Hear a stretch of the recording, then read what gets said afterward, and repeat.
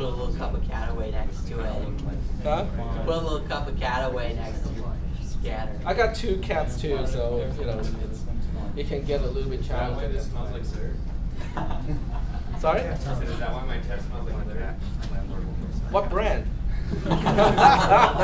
Johnny Cat. Johnny Cat. I'm right on. There's something wrong if you identify Well, there's something wrong if you can identify the cat food from the litter. Now that would be extreme. The cat food is actually quite tasty. Sometimes I eat it too. Yeah.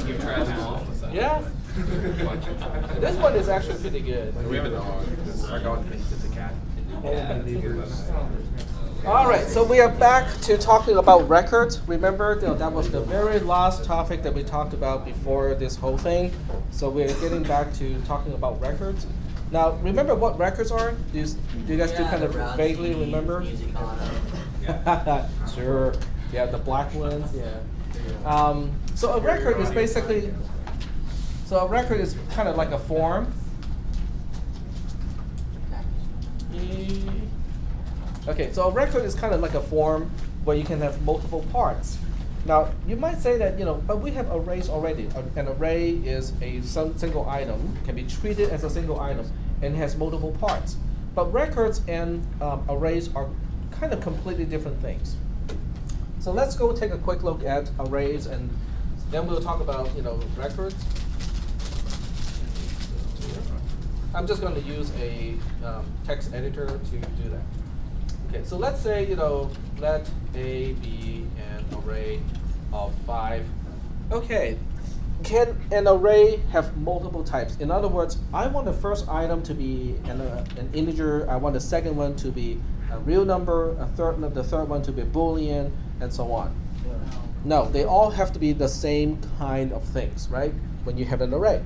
So A can be an array of 5 things, but each thing must be of the same type.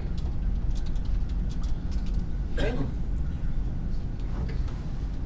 That may not be very helpful because if you want to use an array to do what a form can do, that means your entire form can only have numbers, or your entire form can be free editing any type of text.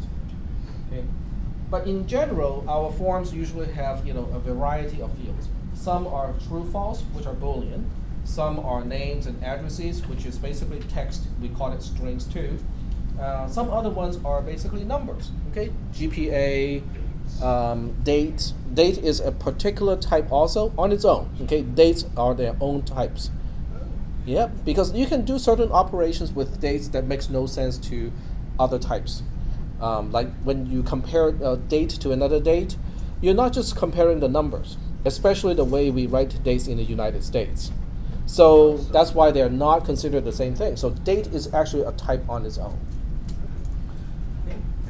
So a record can collect things, items, things, or members of different types. So if you just look at a typical form that you have to fill in, at any particular, government agency, you can fill in, different things. There are different types of items. One may ask you a yes, no, or true, false question, right? Have you registered, at this organization before or not? Yes or no, or a check mark. So that's one type of information. Another one may ask you for your first name, okay, which is free editing. You just enter your first name. Yet another one may ask you something that has a very specific type of format, like your social security number. It has 9 digits? Yeah, 9 digits. One may ask you for a phone number, which has to consist of an area code and then 3 more digits and then 4 more digits. Okay. Yep. Question. For when it comes to records, for instance, in the case of the question, have you ever been a member here before? And say it's 2 checkboxes. Mm-hmm. Each checkbox its own record, or does it just? It is one record keeping track. That of entire selections? thing. that entire thing is called one field or one member of the entire record. So one item out of a record.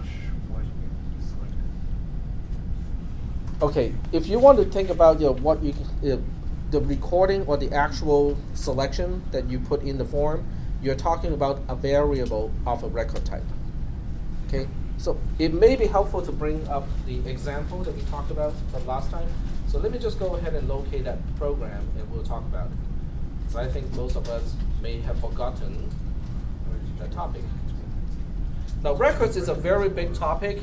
This is basically as important as arrays, because records lead to classes, and classes are the foundation of object-oriented programming. In other words, when you go to cisp300, you will start to scratch the surface of object-oriented programming. When you go to cisp400, that's the actual object-oriented programming class that only talks about object-oriented programming concepts. So let's go ahead and locate that example that we talked about before. And does anyone remember which date? What is the date that we talked about it? Was it no, it wasn't this Tuesday, it was the day, it was before the break. 14? 13. The 13th or the 15th? 15 is an exam review. I think it's the 15th, because I just opened up the 13th, it's not there. Yep. Did I forget to save the file?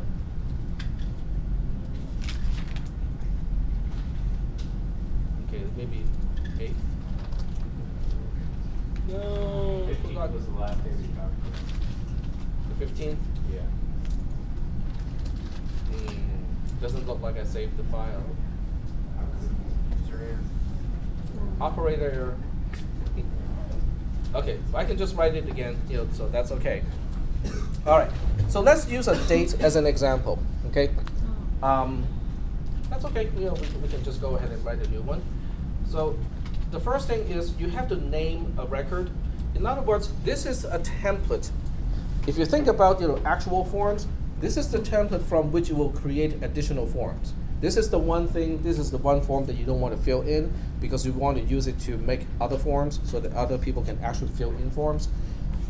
You have to give it a name so that you can refer to the template. So in this case, I just call this date with an uppercase D.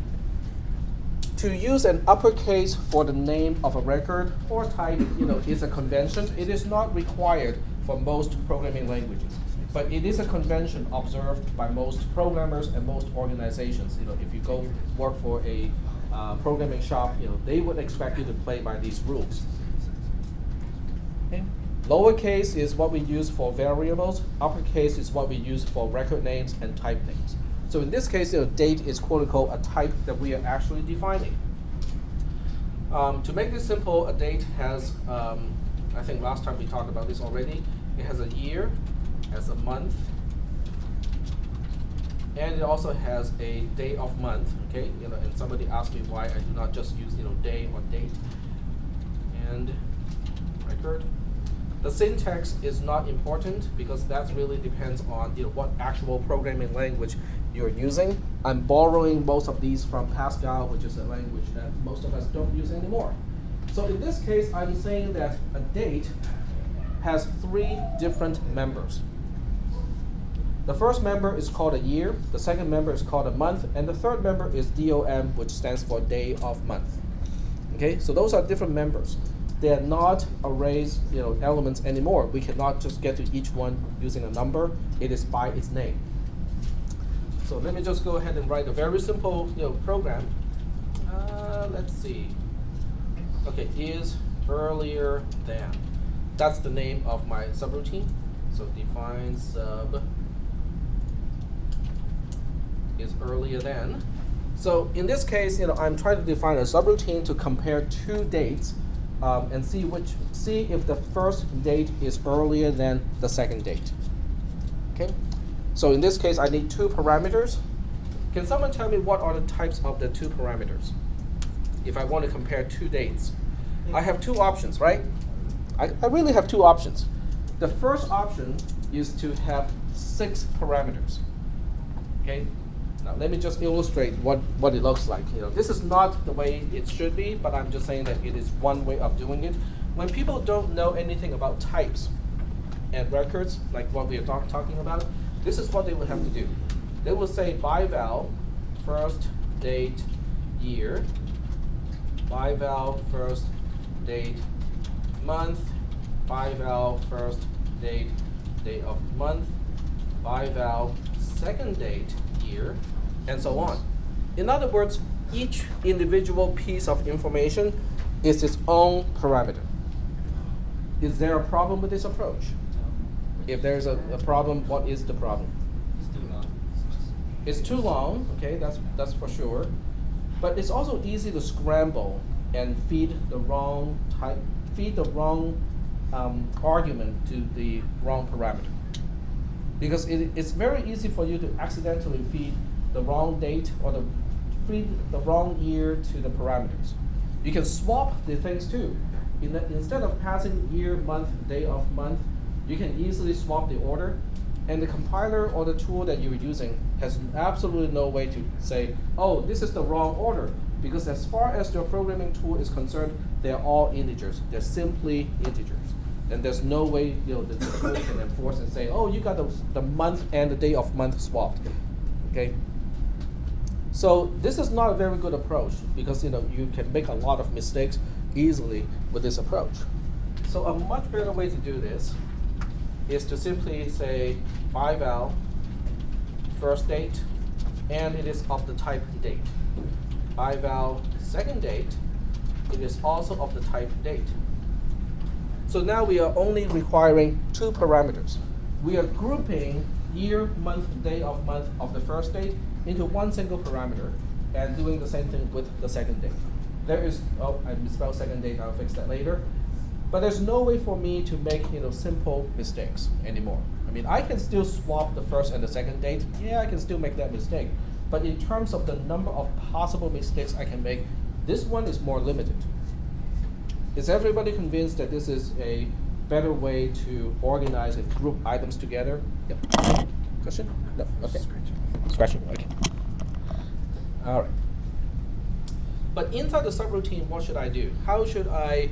Okay. First of all, what do you think this subroutine should return? Should it return an integer like 1, 2, 10, and whatnot, or do you think it should return from the name of the subroutine? Do you think it should return a true/false value? A Boolean, a true/false value. And this is another convention. This is another thing you have to think about when you name your subroutines. Is can the name of the subroutine imply what kind of result it is returning? In this case, it's is earlier than, and the first parameter is first date. The second parameter is second date. It kind of implies that the subroutine should return a true or a false. Yes, it is true that the first date is earlier than the second date, or the other way around. Okay. So let me fix the spelling first, and then we'll go into the subroutine and figure out what we can do.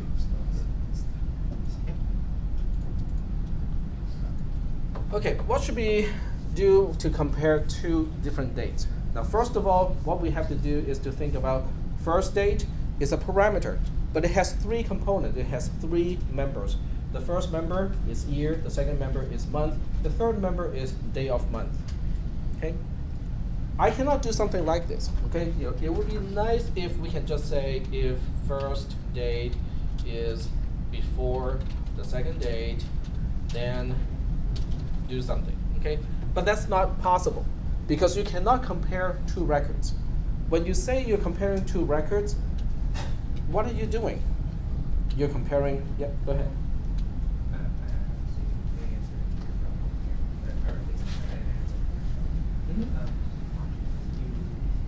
Instead of first date is less than the second date, the first date here is less than the second date. Yep. Because comparison only works for integers. First date by itself is not an integer. You cannot compare anything in this class other than integers or characters. So in this case, I cannot do something like this, but I can choose members inside a date to compare because each one is just an integer. I can compare an integer to another integer. So what I can do is to say if first date dot year The dot is basically the same as apostrophe s in English. It's the possessive, marking. And in this case, it's basically referring to the year member of the first date, which is an integer. I can certainly compare an integer to another integer, right? So if the year of the first date is less than the year of the second date, I can conclude right away that I should return true, right? Okay, so we'll go ahead and say, in this case, I'm just going to return true. What about the other part? I think it would be a good time for us to change the indentation so we can actually see the nesting of the code here. Okay, what happens if the year of the first date is greater than or equal to the second date? Well, if it's greater than, I can also conclude right away. It's only when it equals to that I have to look any further. Very good. So the next thing we have to do, now since we do have the else if construct here, I can also use else if here. So I can say else if first date dot year is greater than second date dot year. Then I can also conclude false for sure, because in that case, the first date is definitely later than the second date. So the answer to is earlier than is false. Is everything still making sense, including the notation? Except for the bug is introduced to your program. Sorry? Except for the bug is introduced to your program. The bug? Oh, you mean the typo? I-E-A-R. Okay. So now what should we do here? Instead of comparing the years. Okay, first of all, how do we get here? If I am evaluating this condition on line 13 of this program, what has to be true at this point? First date dot year equals second date dot year. Yep, they have to be equal, because I checked for less than, it's not true. I checked for greater than, it's not true. But between two integers, it has to be less than, greater than, or equal to. I just ruled out less than and greater than, so it has to be equal to. Now, if two dates have the same year, then you have to rely on the month to determine the order. So I will do the same thing here. So I can say else if first date dot month is less than second date dot month. Then we can return true, because at this point the years are the same. I'm just looking at the month to determine the order. We can also say else if first date dot month is greater than second date dot month. Then return false, because if the years are the same and one has a later month, then I can also determine the order or confirm it is not earlier. The first one is not earlier than the second one. By the time we get here, what do we know for sure? The year and the month are the same, so I'm going to rely on the day of month to do the comparison. So at this point, I'm just going to do some lazy thing here and just copy and paste it and change the month to day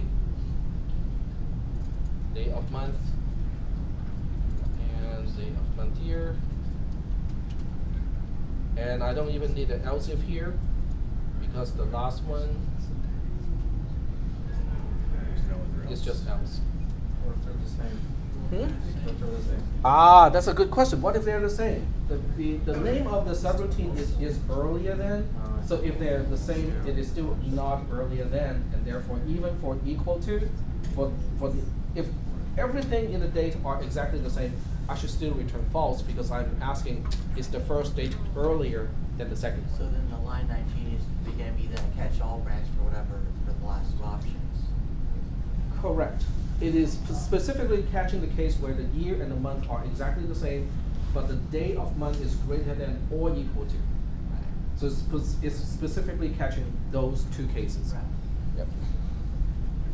And here we have our subroutine. And if. So we can do everything like this without the use of records, but the use of records, to help me group things together, it's a big organizational tool. I mean, it really helps to make this program more readable, and it's more difficult to make mistakes. Are there any questions about this particular program so far? Okay, no questions? Okay, let's go ahead and take a look at another part of this program. So I'm going to define main, and we say local D is a date.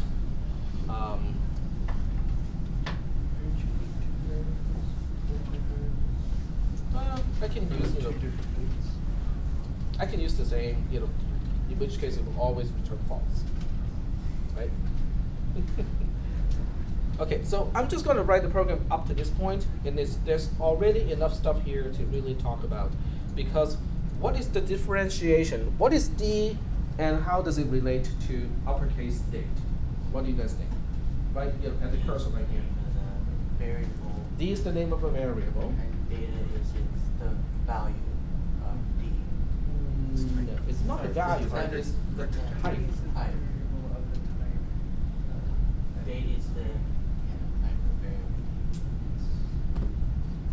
D is the variable of the record. Okay, if one is a cookie and one is a cookie cutter, which one is which? D is the cookie. Date is the cookie cutter. Exactly. Yep. Oh, no, I was just gonna say, well, D is an instance of D.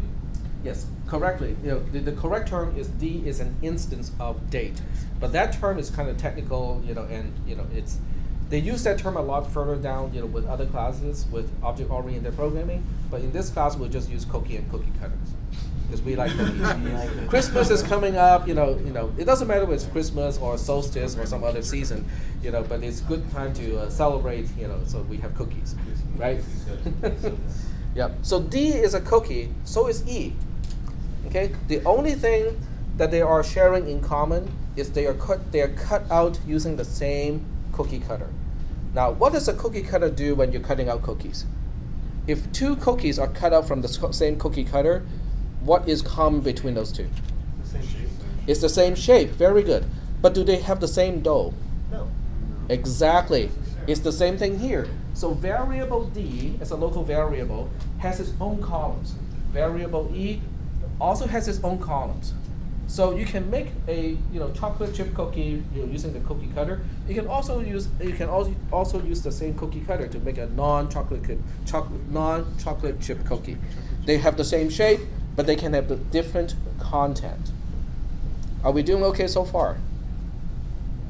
As it turns out, integer is also a cookie cutter. It's just a very simple cookie cutter. It cuts out a very small chunk of cookie that is individual. Okay, you cannot break it down any smaller. Boolean is an even smaller cookie cutter. Okay, it cuts out a tiny little bit of cookie. Okay. What if there is cookie without? Yep. So in this case, what if I have a program that has 20 gazillion record definitions, but no actual variables? We have a program that uses 20 gazillion cookie cutters, but it doesn't use up any cookie dough at all. Because I have an entire library of these cookie cutters, but I'm not making a single cookie out of it. On the other hand, I can also have a program which has which has only, let's say, one type, but I can have this type to stamp out many variables.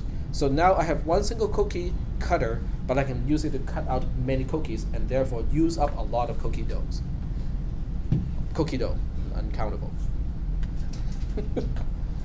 Is that making any sense so far? With the cookie dough versus cookie cutter. Okay. Now the cookie dough and the cookie cutter example can only go so far, because what exactly is a type?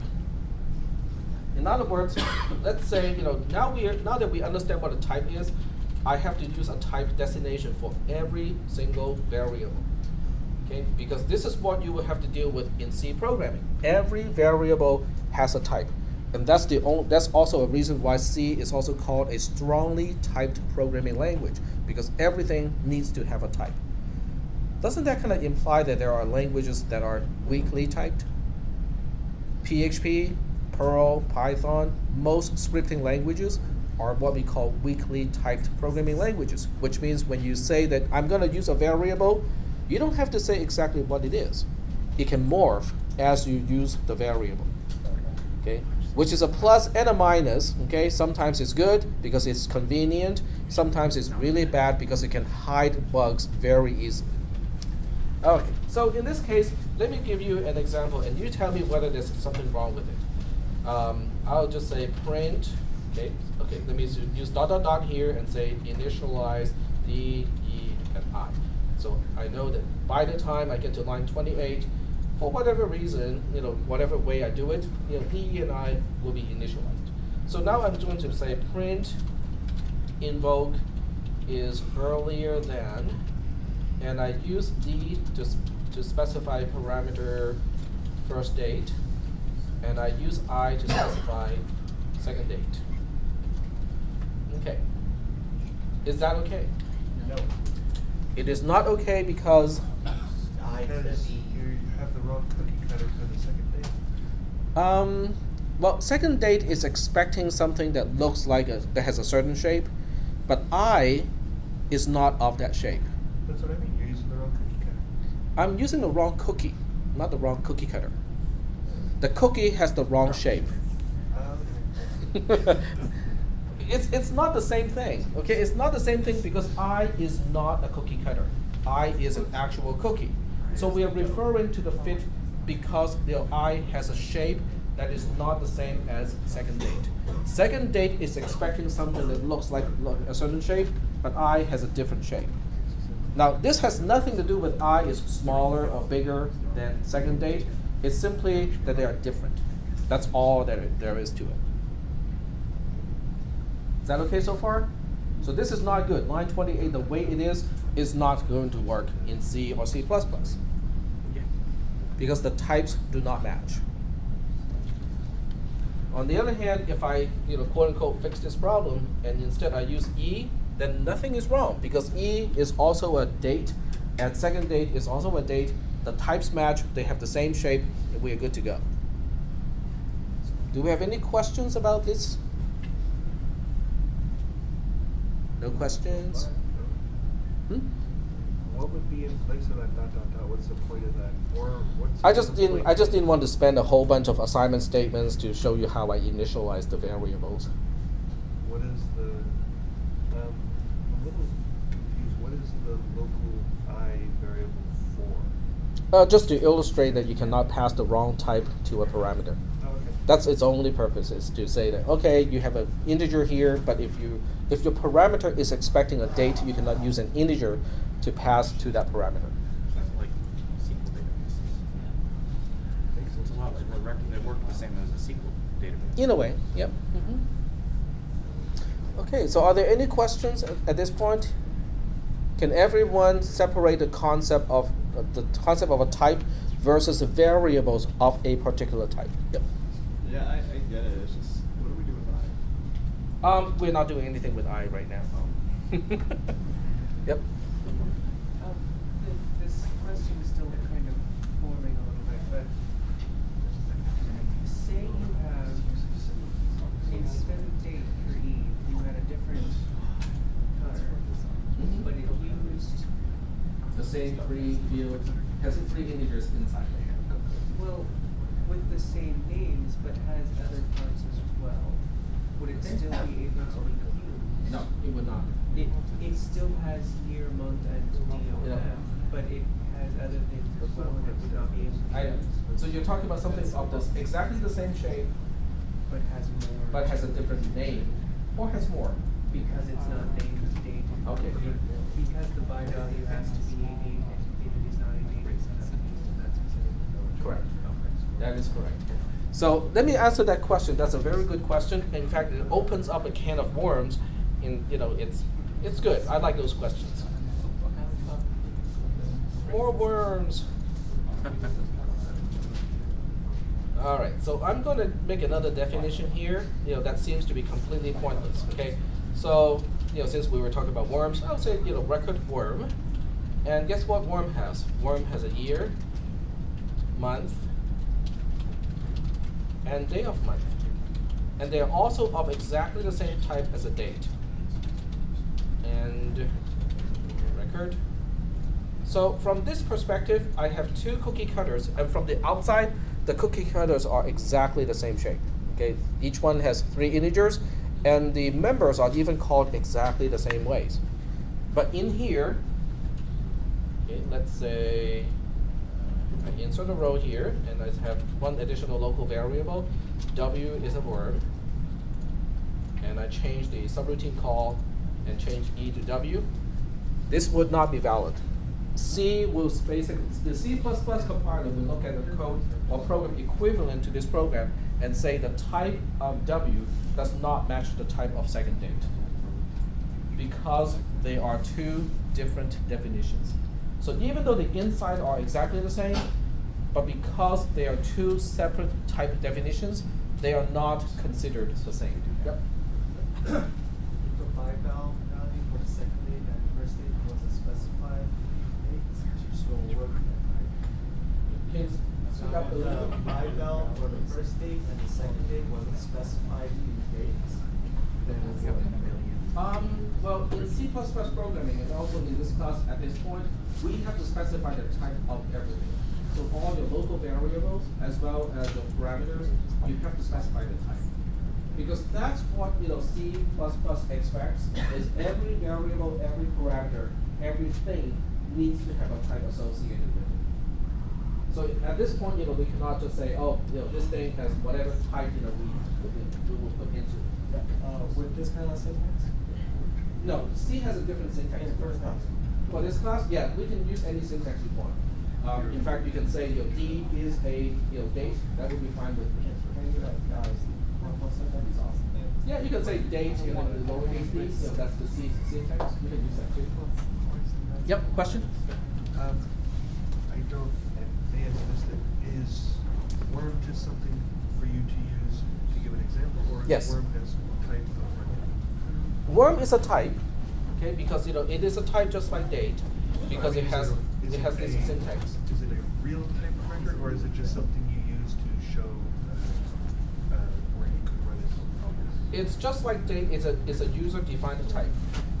In other words, very few, if any. In C++, date is not a built-in type. So if you want to represent a date, you have to create your own type to represent a date. But I can call it whatever I want. You can call the type. You can name the cookie cutter any way you want it, but then you have to use the name consistently. Because now I have 2 cookie cutters. The highlighted part of this program has 2 cookie cutters. One is called date and one is called worm, and they have exactly the same shape. But the point of this is they are not interchangeable. Okay. The fact that they have different names and they're 2 separate definitions mean that they are not interchangeable whatsoever. So later on in the program, when I use W for worm and D for date, they have different types. And that's why this call will fail, because I'm using W, which is of the type worm, to specify the parameter second date, which is of the type date. So even though they have the same size, the same shape, and even the same names for all the members, they're still considered different, and it is not allowed for this. So this subroutine call is not allowed, basically. The compiler will come back and complain the types are not the same, incompatible. Okay, are we doing okay so far with these concepts? So at this point, types are really a useful feature, but they don't seem to be essential, and they don't seem to buy us really a lot of things other than the convenience of being able to group things together and treat them as one single item sometimes, and separate one single item into individual components other times. We use them, combine and use them as a single item in this particular call. D and, well, let's change this back to the proper one. D and E are considered as single things when we do the invocation. But inside the subroutine, each one is broken up back into the individual components when we need to do the comparison. So that's the convenience. We can treat them as a whole, or we can break it up into smaller parts when we need to break them up into smaller parts. Are there any questions about these programs at this point? Okay. All right. So this is our first exposure to the concept of a record and also user-defined types. The next question is, let me say this first. The next question is, can we combine what we learned today, which is records, with what we already know, arrays? What do you think? Yes. And how can we combine those two concepts? Very careful. Can you embed an array within an array? Well, we can do it either way, actually. We can actually do it, we can have an array that has we can have an array of records, and also we can have a record that has an array as one of its members. Okay, so before we go there, we'll take a look at, okay, we'll just say this is simple record, and then we'll have another program. Yep, go ahead. When you access, let's say for instance, like when you, like in the function, Uh-huh. which state is early, you're essentially doing the same thing with an array, like when you try to identify a specific value for Yes. an array, you're identifying a specific value in the date record itself. Correct. With one big difference. The difference is when you access an item or an element inside an array, you access the element using a number, its index, right? And you can use a variable to control which element you want to access in an array. You cannot do that with a record, because when you want to access a member inside a record, you're using the name of the member to access the record, and there's no quote-unquote indirect way. In other words, you cannot use a variable that contains the name of the member and then say, oh, I want to access a member of this variable, and the name of the member is specified by another variable. In some languages, you can do it that way, but in C++, you cannot do it that way. So when you want to access a member of a particular record variable, you have to know which name you want to access. So you don't have the ability to say, okay, You don't index name. right, which is indirect. It's called an indirect mechanism. So you lack that ability when it comes to record types.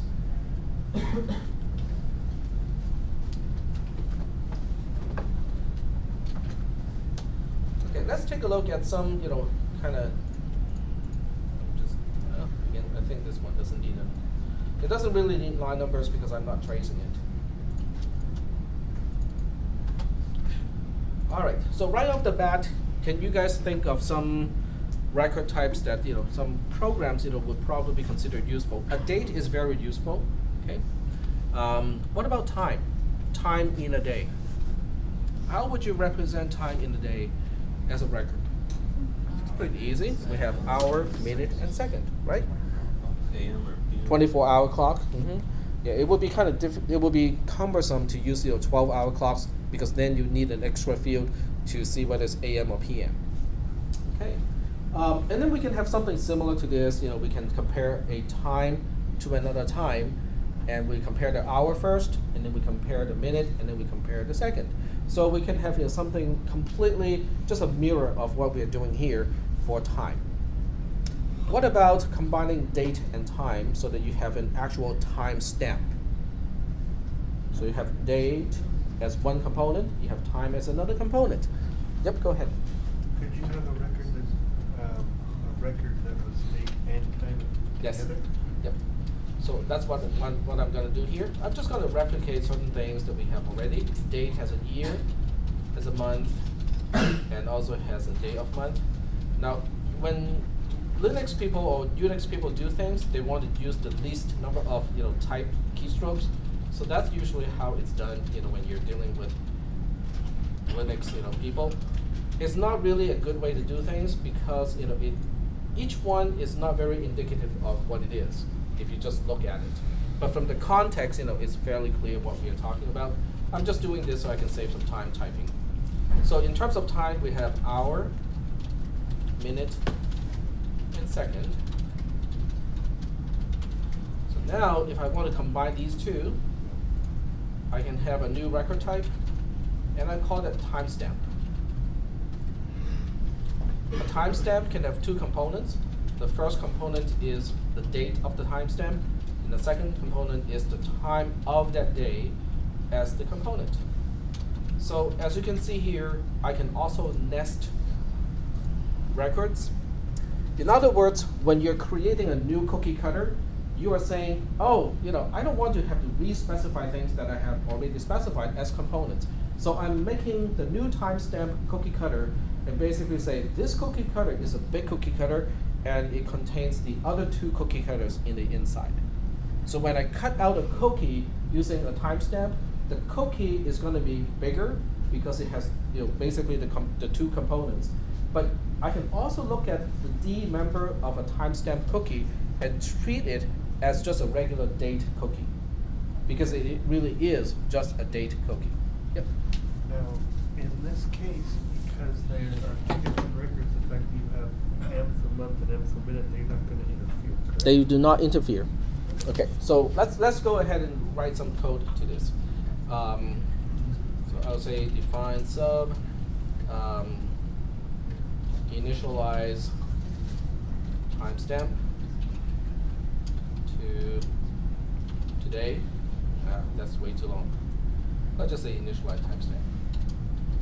It's really just for the illustration of how to get to individual components. Yep, go ahead. Is that because you have a record timestamp and you have a subroutine timestamp, will that cause any problems?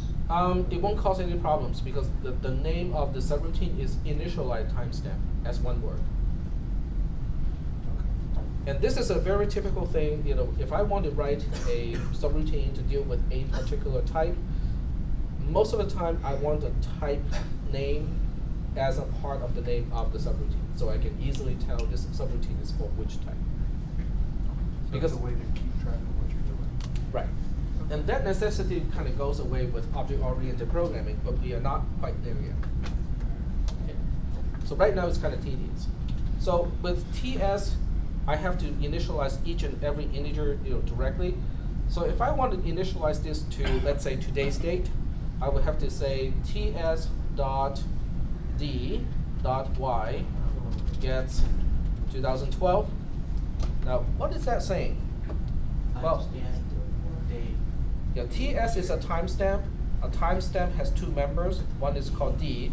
So TS.D is referring to the member D of a timestamp, which by itself is also a record. Because D is a date. As a date, it has three members, Y, M, and D. So Y is the last one that I want to specify. And that's an integer. 2012 is an integer. So this is okay. There's no problem. I can say ts.d.m gets 11 because it is November. So this is almost like referring to a very specific part as a by value. Correct. You can look at this as a picture. Let me just finish this part here. In fact, I'm going to change this to make. I'm going to make the program as simple as possible. I'm turning this into a local variable just for the illustration of this code. So I'm just going to make it this far. And let's see, ts.d.d is 29. And I'll just make one more variable here just to finish the illustration. So I have a local d is the date.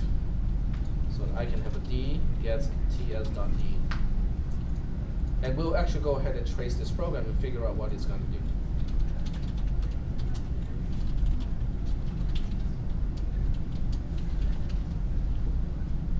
Will it have an error because part of the cookie cutter timestamp is not being defined since? Nope, it's fine. If you look at line 21, it is actually okay because what is d from the context of initialized timestamp? D is a local variable, right? And it has a type of date. It has a type of date right here. What is ts.d? TS is a timestamp, but timestamp has a member called d, and the d member of a timestamp has also the same type of date. So with an assignment statement, as long as the two sides have exactly the same type, the assignment the operation can happen. Is that okay? let's go ahead and trace this program just line by line. So this way we can not only talk about what is okay and what is not, but we can also visualize what happens when we execute the code. Particularly, how are we going to represent a record when we create a local variable like this? So that line number, we don't really need comments, so I'm going to hide that. The precondition has nothing to specify. We do not have any global variables. We start with line 23, invoking timestamp. The only thing we need for the subroutine itself is to remember where we go back to is return line number. And then we have to allocate a bunch of columns, not just one, not three, but a whole bunch. Because according to the subroutine, we have a local variable called TS, and it's a timestamp. So when you look at TS as a timestamp, okay, it's going to take up 6 columns. Because TS has 2 members. The first member will take up 3 columns because the first member is a date, so it takes up 3 columns.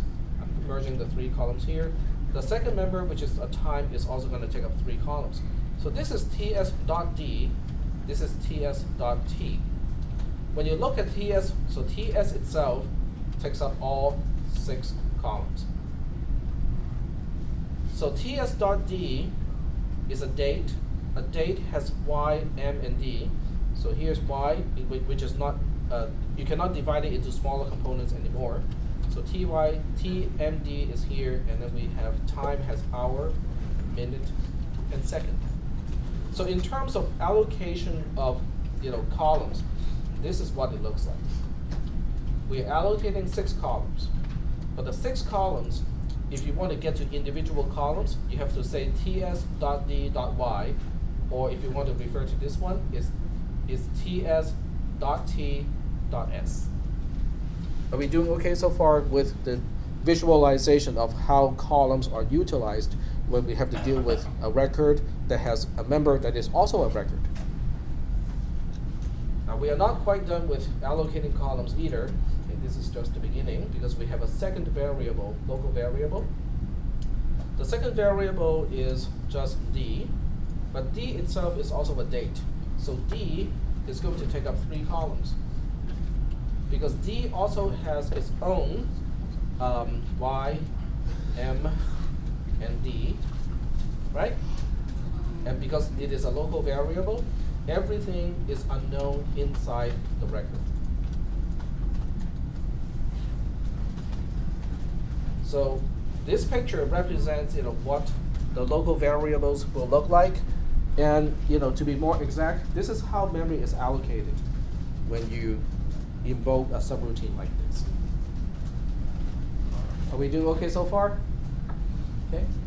So if I go through the rest of the subroutine on line 18, wrong row here.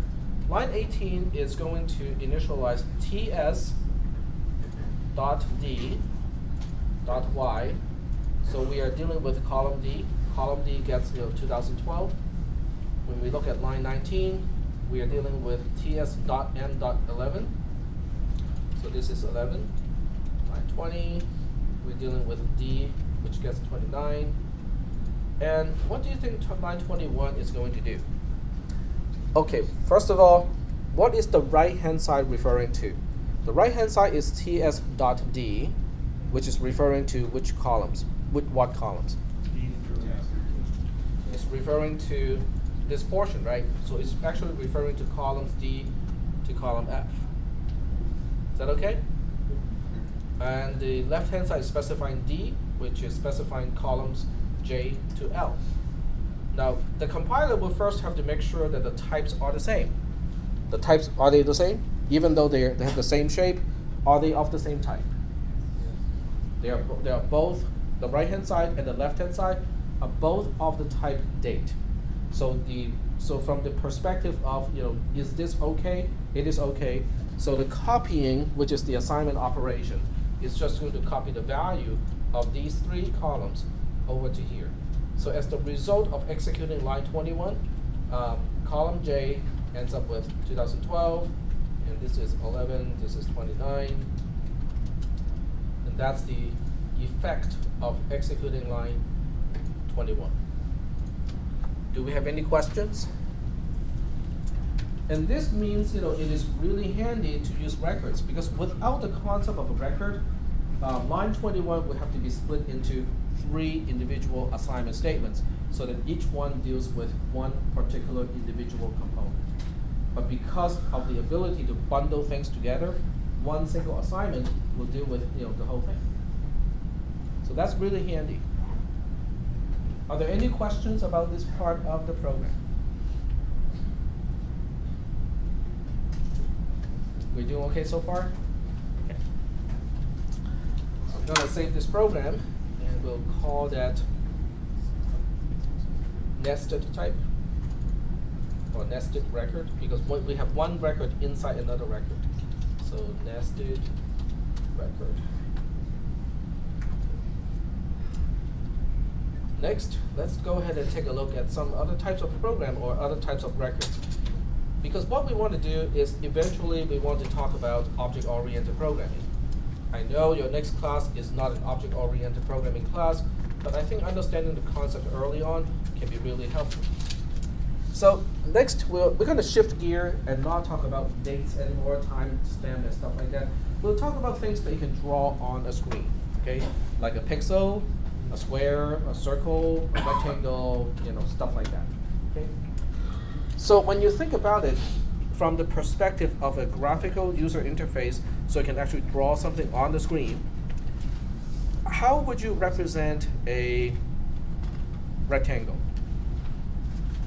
If I am to define a record to represent a rectangle, what are the kind of individual pieces of information that I need in order to specify a rectangle drawn on the screen? The length of sides. The length of sides. The length and the height, okay? The length of. Couldn't you just do The two coordinates dimensions, of the 4 right. points? Hmm? Couldn't you just do the coordinates of the 4 points? With a rectangle, you only need 2 points, because with a parallelogram, you need 3 points, but with a rectangle, you only need 2, just the opposite corners, right? With 4 points, you wouldn't need the length and width, though. Correct. So you can specify that in different ways, depending on what you plan to do with it. You can just simply represent it as the center, okay? So you can say center of the rectangle, x is an integer, center y is an integer. Then you can also specify the height, which is an integer, and the width, which is an integer and record. There are alternatives to this. We can definitely do it in different ways, but you need 4 numbers. Okay, you need at least 4 individual numbers to represent a rectangle. Okay. But when you draw a rectangle on the screen, don't you want to also kind of control the color of the rectangle too? Okay, so that means we're not quite at the end yet. You have red, green, RGB basically as the mix of the color. You might want to also try to specify transparency. So transparency. Drop shadow. Hmm? Drop shadow. Drop shadow. Rounded corners, 3D effect. Okay, but you can specify a whole bunch of stuff, right? All right. How does it know that this record does a shape versus just showing the, like for instance, for a date it shows values. How does it know this one shows an object? It does not. This is only used to store the information that you need in order to draw a rectangle. That's all it's doing. Okay. Yeah, it's just for internal representation purposes. So it's up to a subroutine to actually interact with a graphical user interface to actually make it appear. Take all these numbers and make it into the image. Correct. So they will have to interface with the OpenGL and all the other good stuff to make it actually happen. So we are only talking about the representation, but not the presentation. How it's displayed, we are not talking about. We're just talking about what information do you need to represent something that you want to display. Okay. So next, we'll take a look at a circle. Okay, not even an ellipse, just a circle. what do you need to represent the circle? So record circle. Well, we need center. Oh boy, we can just copy and paste a whole bunch of stuff, can't we? We have center X, center Y. Instead of a height, we have a radius or diameter, depending on how you want to specify that. But we still want to specify the color of the circle. So we have red, green, and blue. And we also want to represent the transparency. Wow, there's a whole lot of stuff that is common. If I want to draw, let's say, a line. A triangle would require 3 points. So in that case, you need to represent all 3 points. Okay, but right here, I'm going to stop this insanity right now because I'm seeing that I could have copied and pasted, which is telling me, okay, something needs to be reorganized here. Because remember, copying and pasting is something that you should really avoid whenever you can. And in this case, I can already start to do some, restructuring of things and avoid some of the copying and pasting already. Because the first thing is, hey, center X, center Y, center X, center Y. Maybe I should define a new type up here. And it's just a coordinate in XY plane. It has X, has Y.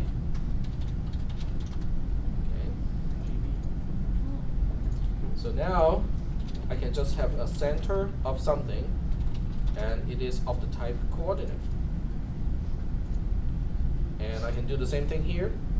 Change, center to be of the type coordinate.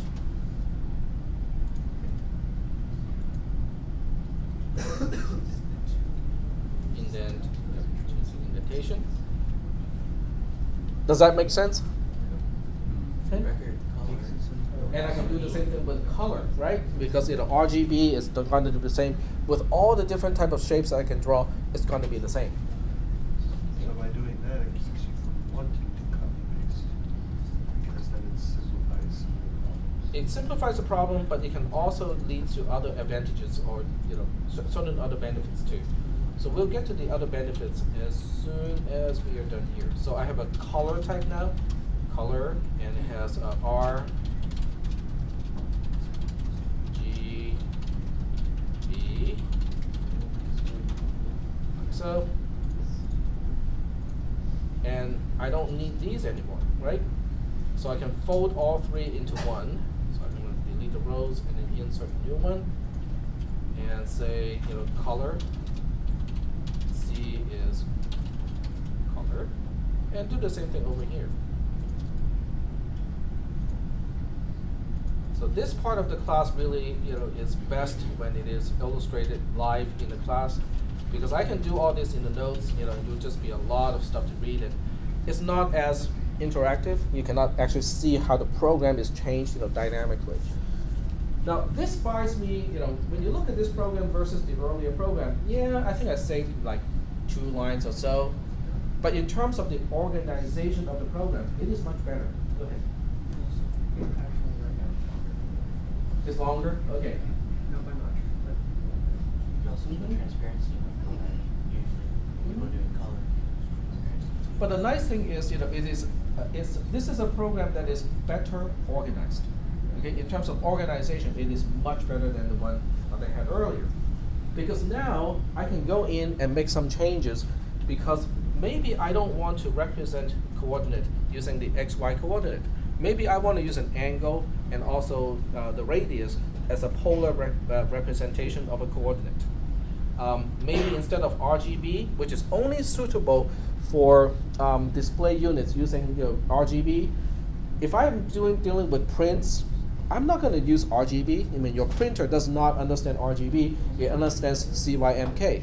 Cyan, magenta, yellow, black. Those are the 4 primary colors for a printer. So now I can make all those changes, and I don't need to replicate the changes throughout the entire program. Yep. So, for instance, because of doing this, Mm-hmm. I I did want to do record for triangle, I would have point something would be referred to coordinate. This would refer to coordinates. This would refer to coordinate. Mm-hmm. And so instead of like 6 things saying here's the XY for 1 point, you have 3 because it all refers to one type of record. Right. Mm-hmm. Now, but there is more to it. Okay, there is even more to this. Okay, so if you think about this, what about a dot? How do I represent a single pixel, a single dot on the screen? Okay, it has a center, right? It has a coordinate, and it has a color. And in this particular scheme, it has a transparency, right? And a dot is it's basically as simple of a shape as it gets, right? You know, it has no additional information other than, you know, the coordinate and also the color and the transparency. So I'm still seeing a lot of copying and pasting here. So I'm still not happy about this because, you know, I'm still copying center, color, you know, C for color and transparency across all the shapes that I'm going to draw. So it is still, I'm still copying and pasting in a way, but it's really hard to abstract that one out. Okay. Now there are 2 ways to proceed from this point. So I'm going to save the program first, and go for the first approach. We won't have time to go for the second approach, which is the better approach, but I'm going to go for the first one first. So this is shapes 1. Okay. So now I'm going to save it as shapes 2, and then I will start to make some modifications. Okay, so for shapes 2, I'm going to change this a little bit. Okay, what I'll do is I'm going to say, hey, I got dot definition here that has everything that is already common to everybody else. So what I'll do is I'm going to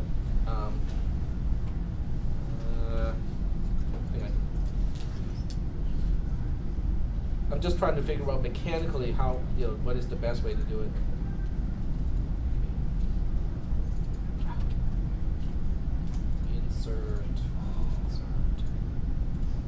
Insert, and one more. So one thing I can do is simply to take a look at a dot and then say, okay, we'll define dot first, so we can get rid of this part here. And then, in a rectangle, I'll just say a rectangle has a component called, I'll give it a name. Okay, we'll just use a dot here. Then I don't need these anymore. I don't need this part anymore. Right? And I can do the same thing to a circle. So with a circle, I can remove, nope, not this one. I can remove these. And then I can just insert rows and specify the dot. So I'm making the program even more organized now that I use the dot as a component inside the other shapes. Is that making any sense? Okay. Yeah. So this is still using only records. So up to this point, I'm not using any object-oriented programming concepts. Okay. Using this approach, really helps to organize things because now, I don't have replication of the stuff. But I end up with one problem. Okay. The problem has to do with, what if I want to transmit information to paint these objects on the screen? Now I can transmit, information to paint a rectangle, followed by a dot, followed by a line, followed by a dot, followed by a rectangle, followed by a circle, and then followed by another circle, right? So you can never really quite tell what is the next item that I want to draw on the screen. So as a result, it is kind of difficult to write a program to handle it because you don't know what is the next thing that is coming. Is that okay so far? So from the organization perspective, it is still kind of, not very, handy to have to do it this way. The other thing that we want to also think about is, what about subroutines using these things?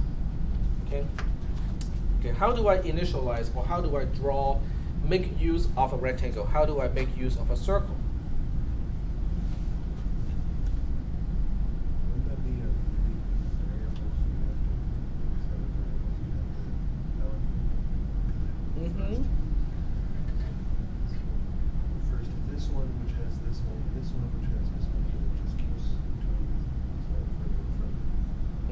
That's one aspect, but that part can be done by just saying, okay, I'm going to invoke a subroutine, but only using a part of a record.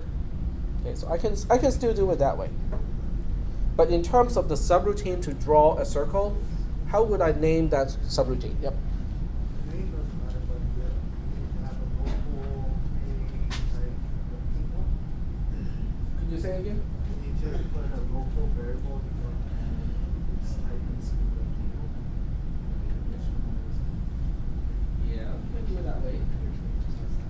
Okay, so right now we are only focusing on the representation of the information. So the next question, which we will answer next Tuesday, is how are we going to write subroutines, that will work on these particular types? It's when we have to write the subroutines that we run up to yet another limitation of what we're doing. And that eventually will lead to object-oriented programming, which has a much better way of organizing everything, including how we organize the subroutines. So we'll kind of stop here because I don't have enough time to really get into that part.